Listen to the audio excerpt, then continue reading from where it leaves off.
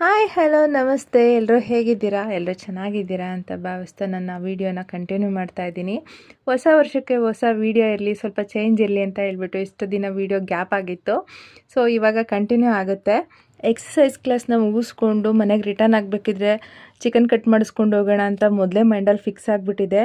So ನನಗೆ exercise ಕ್ಲಾಸಲ್ಲಿ exercise ಮಾಡೋ ಮೂಡೇ ಇರಲಿಲ್ಲ. ಎಷ್ಟೊತ್ತಿಗೆ ಮಾಡ್ತೀನೋ ಎಷ್ಟೊತ್ತಿಗೆ ತಿಂತೀನೋ ಅನ್ನಿಸ್ತಾ ಇತ್ತು. 20 ಡೇಸ್ ಆಗಿತ್ತು ತಿಂದು. ಸೊ ಮುಗಿಸ್ಕೊಂಡು ಚಿಕನ್ ಸೆಂಟರ್ ಹತ್ರ ಹೋದ್ವಿ. ಚಿಕನ್ ರೇಟು ಸ್ವಲ್ಪ ಕಮ್ಮಿ ಇತ್ತು, ಬಟ್ ಹಬ್ಬ ಅಂತಲೇ ಏನೋ ಗೊತ್ತಿಲ್ಲ, ಇವಾಗ ಸ್ವಲ್ಪ ಜಾಸ್ತಿ ಆಗಿದೆ. ಕೆಜಿಗೆ 150 ಇದೆ. ಸೊ ನಾವು ಗೊತ್ತಲ್ವಾ ಮೊದಲೇ ಬಾರ್ಗಿನ್ ಮಾಡೋದ್ರಲ್ಲಿ. ಅವ್ರು 150 ಕೇಳಿದ್ರೆ ನಾನು 120ಕ್ಕೆ ಮಾಡಿಕೊಡಿ ಅಂತ ಕೇಳಿದೆ. ಅವ್ರು ಇಲ್ಲ ಮೇಡಮ್ ಬೇರೆ ಕಡೆ ಕೇಳ್ಕೊಬನ್ನಿ ಅಂತ ಹೇಳಿದ್ರು. ಇನ್ನೇನು ಮಾಡೋಕ್ಕಾಗುತ್ತೆ, ಕೊಡಿ ಅಂತ ಹೇಳಿಬಿಟ್ಟು 2 kg 140 ರೂಪಾಯಿಲಿ ಮಾಡ್ಕೊಂಡು ತೊಗೊಂಬಂದೆ. ಮನೆಗೆ ಬಂದು ಈ ಎಲೆ ಏನಿದೆ ಇದು ಹಬ್ಕೊಳ್ಳೋದಕ್ಕೆ ಜಾಗ ಇಲ್ಲ. ಅದು ತೆಂಗಿನ ಮರ, ಅಡಿಕೆ ಮರಗಳಾದರೆ ತುಂಬ ಚೆನ್ನಾಗಿ ಹಬ್ಕೊಳ್ಳುತ್ತೆ. ಎಲೆಗಳೆಲ್ಲ ತುಂಬ ಅಗಲ ಬರುತ್ತೆ. ಇಲ್ಲಿ ನಾವು ಲೈಟ್ ಕಂಬದ ಹತ್ರ ಹಾಕಿರೋದು, ಎಲೆಗಳೆಲ್ಲ ಈ ಥರ ಪುಟ್ಟದಾಗಿ ಬಂದುಬಿಡುತ್ತೆ. ಚೆನ್ನಾಗಿ ಬರ್ತಾ ಇರಲಿಲ್ಲ. ಸೊ ನೋಡೋಕ್ಕೂ ಚೆನ್ನಾಗಿ ಕಾಣಿಸ್ತಾ ಇರಲಿಲ್ಲ. ಹಂಗಾಗಿ ಅದನ್ನೆಲ್ಲ ಸ್ವಲ್ಪ ಕಟ್ ಮಾಡಿದೆ. ಬೇಗ ಬಂದುಬಿಡುತ್ತೆ. ಅದೇನು ಈಗ ಏನು ಕಟ್ ಮಾಡ್ತಾ ಇದ್ದೀನಿ ಅದು ಇನ್ನೊಂದು 2 ತಿಂಗಳಲ್ಲಿ ಮತ್ತೆ ಬಂದುಬಿಡುತ್ತೆ. ಈಗ ಕಟ್ ಮಾಡಿ ಹೊಸ್ದಾಗಿ ಚಿಗುರುತ್ತಲ್ಲ, ಅದು ಎಲೆಗಳು ತುಂಬ ಚೆನ್ನಾಗಿ ಬರುತ್ತೆ. ಮತ್ತೆ ದೊಡ್ಡದಾದಾಗ ಇದೇ ಥರ ಆಗುತ್ತೆ.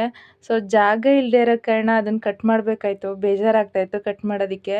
ಅಲ್ಲಿ ಯಾರಾದ್ರೂ ತಿನ್ನೋರಾದರೂ ಕಿತ್ಕೊಂಡಿದ್ರೆ ಬೇಜಾರಾಗ್ತಿರಲಿಲ್ಲ, ಸುಮ್ಮನೆ ವೇಸ್ಟ್ ಆಯ್ತಲ್ಲ ಅಂತ ಬೇಜಾರಾಯಿತು. ಅಲ್ಲಿ ಕೀಳಲಿಲ್ಲ ಅಂದರೆ, ಅದನ್ನೆಲ್ಲ ಕಟ್ ಮಾಡಲಿಲ್ಲ, ಸೆಡ್ರಾಗುತ್ತೆ ಅಂದರೆ ಅಲ್ಲೆಲ್ಲ ಹಾವುಗಳು ಸೇರಿಕೊಳ್ಳುತ್ತೆ. ಹಾಗಾಗಿ ಅದನ್ನೆಲ್ಲ ಕ್ಲೀನ್ ಮಾಡಿಕೊಂಡೆ. ಈ ಥರ ಕೆಲಸಗಳೆಲ್ಲ ಬೆಳಗ್ಗೆನೇ ಮಾಡಬೇಕಂದ್ರೆ ಸ್ಕೂಲ್ ಇದ್ದಾಗಂತೂ ಖಂಡಿತ ಆಗಲ್ಲ. ಮಕ್ಳನ್ನ ರೆಡಿ ಮಾಡೋದು, ಟಿಫನ್ ಮಾಡೋದು, ಅವ್ರನ್ನ ಕಳಿಸೋದು ಅದೇ ಆಗಿಬಿಡುತ್ತೆ. ರಜೆ ಇದ್ದಾಗ ಟಿಫನ್ ಮಾಡೋದು ಸ್ವಲ್ಪ ಲೇಟ್ ಆದ್ರೂ ನಡೆಯುತ್ತಲ್ಲ, ಹಂಗಾಗಿ ಮಾಡಿಕೊಂಡೆ. ಮಕ್ಕಳು ಹೊಟ್ಟೆ ಹಸಿ ಅಂತಾಯಿದ್ರು. ಸರಿ ಮಟನ್ನ ಮಧ್ಯಾಹ್ನ ಊಟಕ್ಕೆ ಮಾಡಿದ್ರಾಗುತ್ತೆ, ಇವಾಗ ಸದ್ಯಕ್ಕೆ ಟಿಫನ್ ಮಾಡ್ಕೊಳ್ಳೋಣ ಅಂತ ಹೇಳ್ಬಿಟ್ಟು ಚಾಪ್ಸ್ ಮಾಡೋಕ್ಕೆ ರೆಡಿ ಮಾಡಿಕೊಂಡೆ.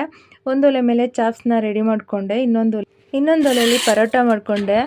ಆದಷ್ಟು ನಾನ್ ಸ್ಟಿಕ್ ಪಾತ್ರೆಗಳು ಏನಿರುತ್ತೆ ಅದರಲ್ಲಿ ದಯವಿಟ್ಟು ಅಡುಗೆ ಮಾಡಿಬಿಡಿ, ಅದು ಹೆಲ್ತಿಗೆ ಒಳ್ಳೇದಲ್ಲ. ಟಿಫನ್ ಎಲ್ಲ ಮಾಡಿಕೊಂಡು ಕಬಾಬ್ ರೆಡಿ ಮಾಡೋಣ. ಮಕ್ಳಿಗೆ ನಾವು ಏನೇ ಮಾಡಿದ್ರು ಅವ್ರಿಗೆ ಕಬಾಬ್ ಇಲ್ದೇ ಅದು ಇನ್ಕಂಪ್ಲೀಟ್ ಆಗುತ್ತೆ. ಕಬಾಬಿಗೆ ಕಲಸಿಟ್ಬಿಟ್ಟು ನೆಕ್ಸ್ಟ್ ಮಟನ್ ಮಾಡೋಣ ಅಂತ ಫಸ್ಟ್ ಮಟನ್ನ ಚೆನ್ನಾಗಿ ತೊಳ್ಕೊಂಡು ಈರುಳ್ಳಿ ಕರ್ದಲ್ಲಿ ಸ್ವಲ್ಪ ಹೊತ್ತು ಕುದಿಸ್ಕೊಂಡು ಆಮೇಲೆ 4 ವಿಷಲ್ ಹೊಡಿಸ್ದೆ. ಮಸಾಲೆ ಎಲ್ಲ ಹಾಕಿಬಿಟ್ಟು ಟೇಸ್ಟ್ ತುಂಬ ಚೆನ್ನಾಗಿತ್ತು.